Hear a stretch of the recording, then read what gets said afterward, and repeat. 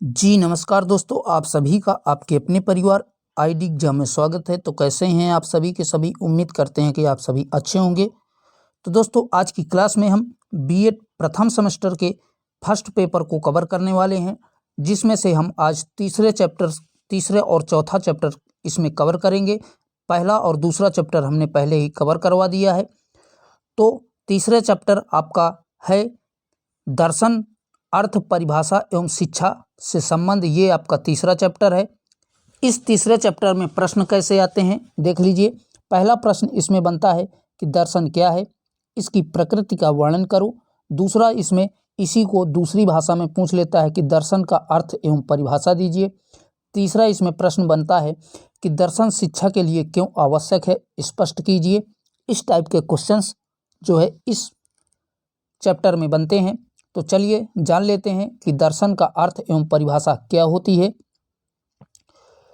तो बात करें दर्शन की, तो दर्शन को जो है फिलोसफी कहा जाता है, जिसमें से फिलो का अर्थ होता है विद्या का प्रेम और सोफिया का अर्थ होता है ज्ञान। तो यही जो है दर्शन का टुकड़ियों में जो है अर्थ होता है, जिसमें से फिलो का अर्थ होता है विद्या का प्रेम और सोफिया का अर्थ होता है ज्ञान। ठीक है दोस्तों, चलिए बढ़ते हैं आगे इसकी परिभाषाओं पर। तो जॉन डीवी साहब के अनुसार दर्शन की परिभाषा क्या दी गई थी? तो जॉन डीवी साहब ने बताया था कि दर्शन को गंभीरता से जब तक नहीं पढ़ोगे तब तक ज्ञान का प्रभाव जीवन पर नहीं पड़ेगा। कहने का मतलब जॉन डीवी साहब ने बताया था कि दर्शन को जब तक गंभीरता से नहीं पढ़ा जाएगा तब तक उसका मानव जीवन पर कोई भी प्रभाव नहीं पड़ेगा। अब देख लेते हैं हेडरसन के अनुसार दर्शन की परिभाषा। तो हेडरसन ने जो है दर्शन की एक ऐसी पाटिल समस्या का अनुशासित एवं सावधानी पूर्वक किया गया विश्लेषण है।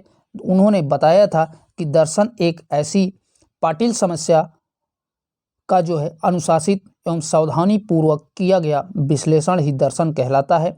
अब आइए जान लेते हैं कि दर्शन और समाज में क्या संबंध है।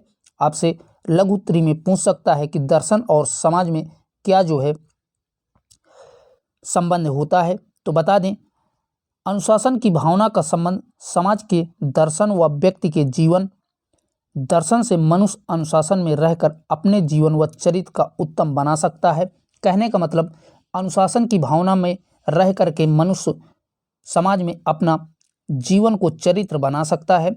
अब दर्शन की परिभाषा त्रसेल के अनुसार देख लेते हैं। तो त्रसेल साहब ने क्या बताया था कि अनेक क्रिया प्रतिक्रिया के समान दर्शन को एकमात्र मुख्य उद्देश्य शिक्षा प्राप्त करना होता है।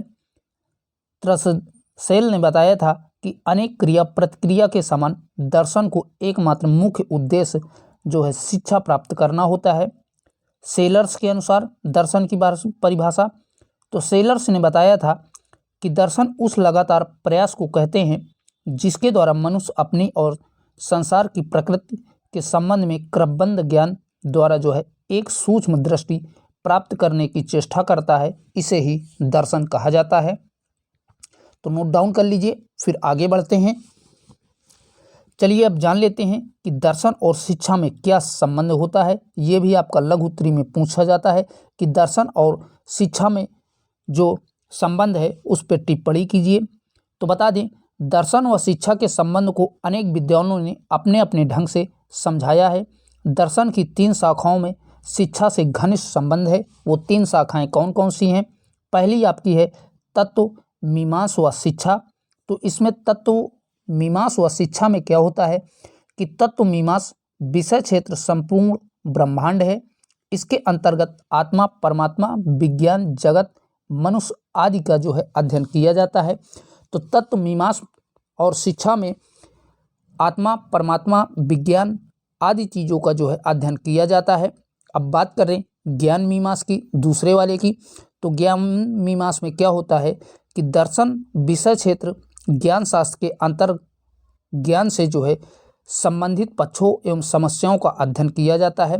कहने का मतलब दर्शन विषय क्षेत्र ज्ञान शास्त्र के अंतर्गत ज्ञान से संबंधित पक्षों और समस्याओं का अध्ययन और समाधान इसमें जो है ज्ञान मीमांसा व शिक्षा में किया जाता है।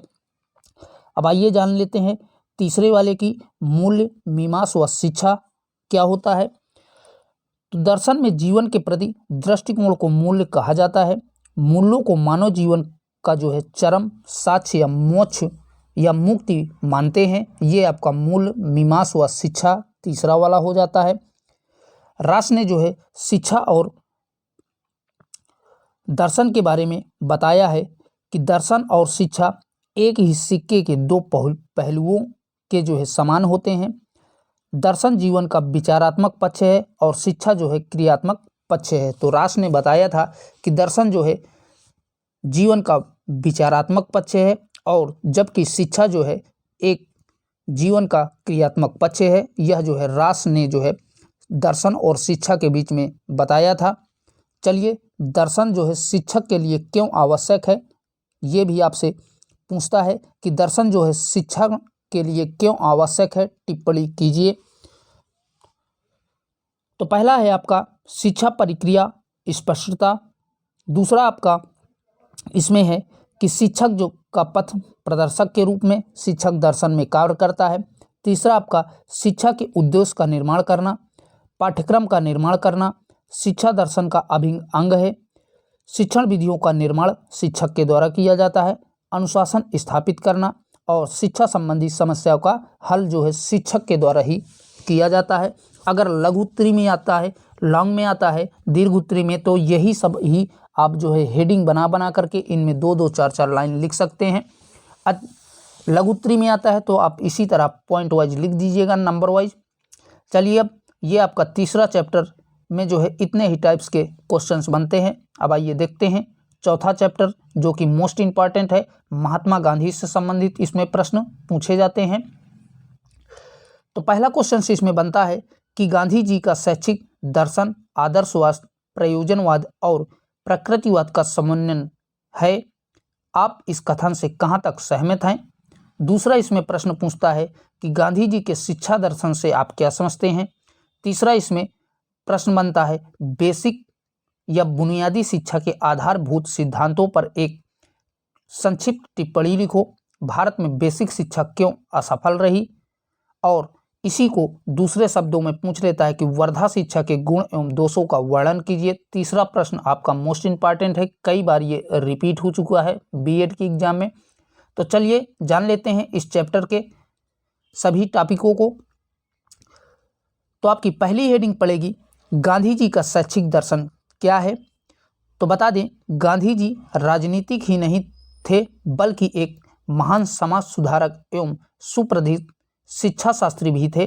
कहने का मतलब गांधी जी राजनीतिक भी न होकर के एक शिक्षा शास्त्री के रूप में भी जाने जाते हैं।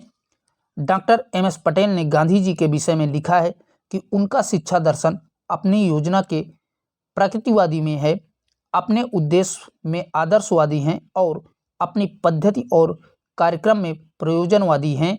तो गांधी जी के बारे में डॉक्टर एम.एस.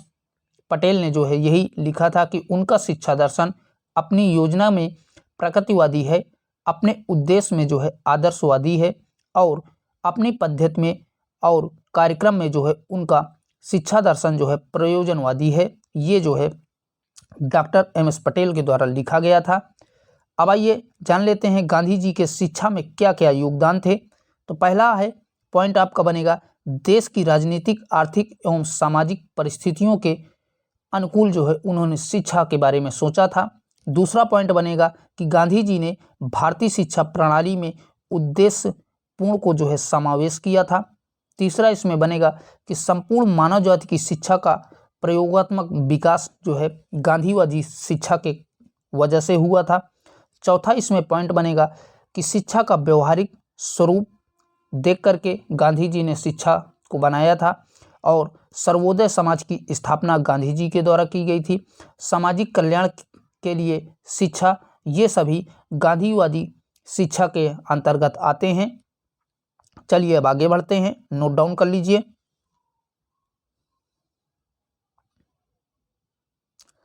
अगला है गांधी जी के शिक्षा दर्शन का मूल्यांकन विभिन्न दार्शनिक विचारधाराओं के संबंध में। तो आदर्शवाद के संदर्भ में गांधीवादी शिक्षा के बारे में आदर्शवाद क्या कहते हैं, इसमें जो है बताया गया है कि नैतिकता का विकास हुआ है, आध्यात्मिक विकास और आत्मा की स्वतंत्रता पर जो है बल दिया गया है, अनुशासन के क्षेत्र में आत्मनियंत्रण किया गया है और छात्र द्वारा ब्रह्मचर्य का पालन इस शिक्षा के द्वारा करवाया गया है।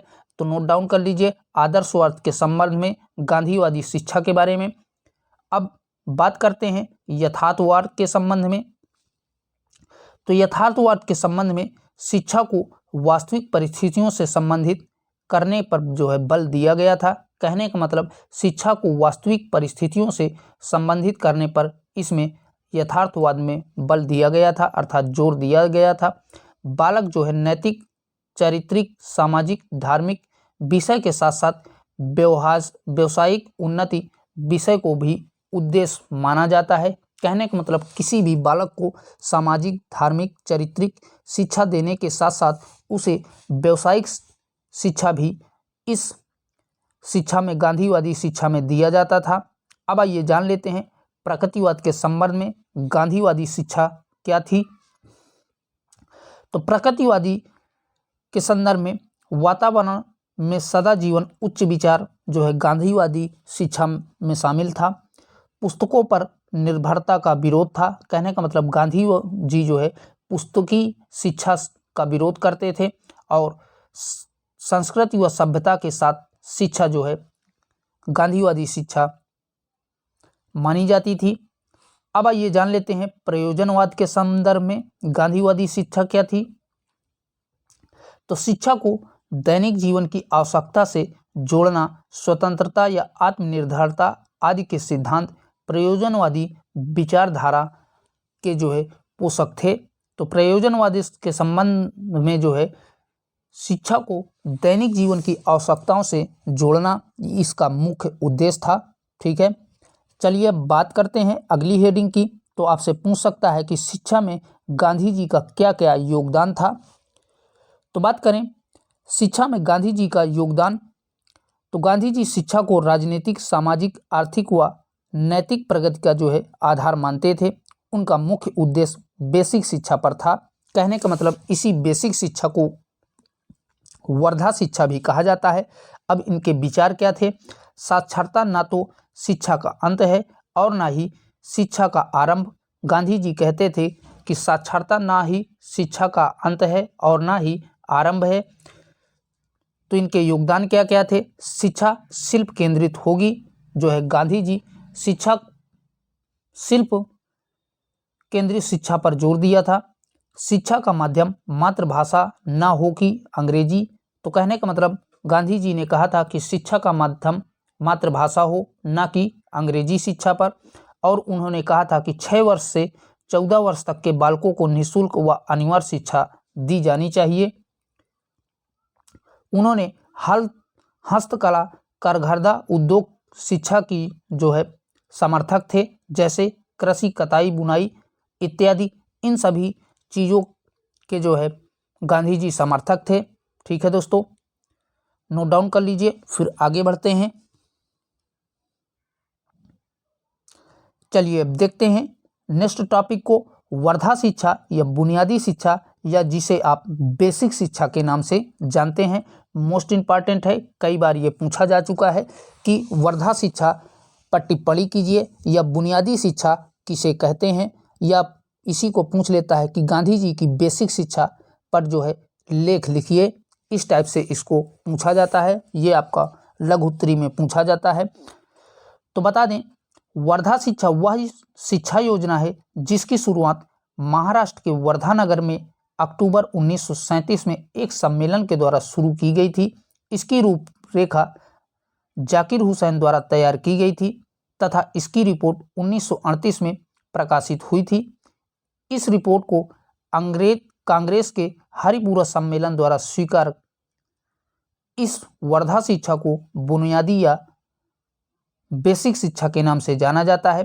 कहने का मतलब वर्धा शिक्षा वह शिक्षा है जिसे महाराष्ट्र के वर्धा नगर से 1937 में जो है शुरू किया गया था और इसकी रूपरेखा जाकिर हुसैन के द्वारा तैयार किया गया था और इसकी रिपोर्ट इस वर्धा शिक्षा की अर्थात बेसिक शिक्षा की 1938 में कांग्रेस के हरिपुरा सम्मेलन में प्रस्तुत किया गया था और इसे ही वर्धा शिक्षा या बेसिक शिक्षा या बुनियादी शिक्षा के नाम से जाना जाता है।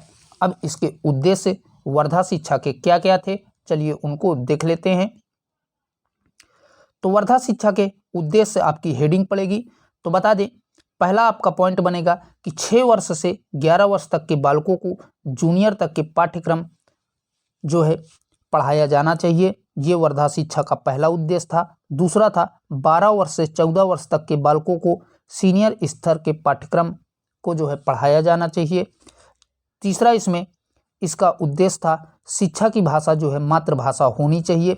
चौथा इसमें पॉइंट बनेगा कि बालक के चारित्रिक विकास को ध्यान में रख करके उसे शिक्षा दिया जाता था। ये आपके वर्धा शिक्षा के उद्देश्य थे। अब आइए अगली हेडिंग पड़ेगी कि वर्धा शिक्षा के गुण क्या क्या थे, यानी कि उसकी विशेषताएं क्या क्या थी। तो वर्धा शिक्षा के गुण में पहला आपका है बालक की प्रधानता, क्रिया की प्रधानता, आर्थिक आधारशिला। चौथा आपका सामाजिक आधारशिला। पांचवा आपका हस्त श्रम की महत्ता। पांचवा के बाद आपका छठा बनेगा बालक में आत्मनिर्भरता। और सातवां जो है मातृ शिक्षा का माध्यम। ये जो है वर्धा शिक्षा की विशेषताएं या गुण हैं। चलिए अब इसके वर्धा शिक्षा के अर्थात बुनियादी शिक्षा के दोषों को जान लेते हैं कि इसमें जो है क्या क्या दोष थे। तो बात करें वर्धा शिक्षा के दोषों की, तो आपसे पूछ सकता है कि वर्धा शिक्षा के दोष के बारे में टिप्पणी कीजिए। तो बता दें यह योजना विशेष रूप से गांवों के लिए उचित है, नगरों के लिए नहीं। कहने का मतलब वर्धा शिक्षा जो है गांवों के व्यक्तियों को लेकर के बनाई गई थी गांधी जी द्वारा। दूसरा है बेसिक शिक्षा में धार्मिक शिक्षा को कोई स्थान नहीं दिया गया था। कहने का मतलब गांधी जी की वर्धा शिक्षा में धार्मिक शिक्षा को कोई भी स्थान नहीं दिया गया था। और तीसरा बनेगा कि यह युग विज्ञान युग है, ऐसे युग में कताई बुनाई के मध्यकालीन उपदेश देने से भारत की औद्योगिक प्रगति रुक जाएगी। कहने का मतलब इसमें वर्धा शिक्षा में गांधी जी द्वारा हस्तशिल्प कला पर जो है विशेष जोर दिया गया था, कताई बुनाई कृषि संबंधित जोर दिया गया था, इसलिए इससे भारत की औद्योगिक प्रगति रुक जाएगी। चौथा है कि बेसिक शिक्षा में किसी हस्तकला के द्वारा सब विषयों की शिक्षा प्रदान करना असंभव है, इसमें और भी विषयों का समायोजन होना आवश्यक है। कहने का मतलब कि बेसिक शिक्षा में केवल हस्तकला शिक्षा पर जोर दिया गया था, इसमें अन्य विषयों को शामिल नहीं किया गया था। इससे भी भारत की शिक्षा की आर्थिक नींव जो है कमजोर पड़ सकती है। इस शिक्षा में अन्य विषयों का जो है समावेशन अर्थात सम्मिलित करना आवश्यक है। पांचवा है कि इस शिक्षा में उत्पादकता का सिद्धांत को अधिक महत्व दिया गया है, जिससे कुटीर उद्योग पूर्णतः हो जाएंगे। कहने का मतलब कुटीर उद्योग पूरी तरह नष्ट हो जाएंगे। तो ये आपके वर्धा शिक्षा या बुनियादी शिक्षा के दोष हैं। ठीक है दोस्तों, तो दोस्तों आज के लिए इतना ही। आज की क्लास में केवल 2 चैप्टरों को हम कवर करेंगे। कल की क्लास में हम पूरा आपका फर्स्ट पेपर मैराथन क्लास लेकर के आएंगे। तो चैनल को सब्सक्राइब कर लीजिए। इस चैनल पे आपको बीएड, बीटीसी और समस्त वनडे एग्जाम की तैयारी कंप्लीट करवाई जाती है। तो आप सभी चैनल को सब्सक्राइब कर लीजिए। फिर मिलेंगे इसका मैराथन क्लास लेकर के, सभी विषयों का 4 पेपर आपके करवाए जाएंगे। तो तब तक के लिए बाय बाय, टेक केयर, जय हिंद।